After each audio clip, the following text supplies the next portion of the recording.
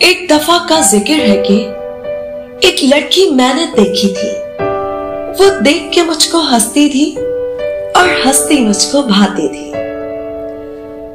वो रात जो मुझ पर बीती थी वो सब रातों पर भारी थी।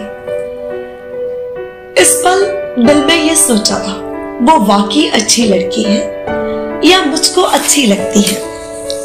फिर एक दफा का जिक्र है कि कुछ राह रस्म से आगे तक हम दोनों में जब बात बढ़ी, कुछ उसकी नजरें कहती थी, कुछ दिल मेरा भी धड़कता था, कुछ उसके लबों तक आता था, कुछ सोच के मैं रुक सा जाता था।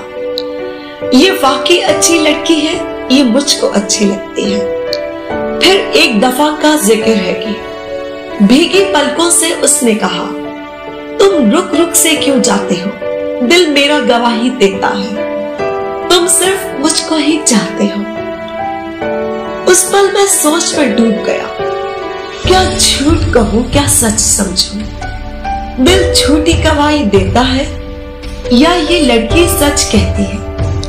फिर गए दिनों का जिक्र है कि हम बरसों बाद मिले जो कहीं, तब झिलमिल करते आंचल में वो खिला सा चांद निकला।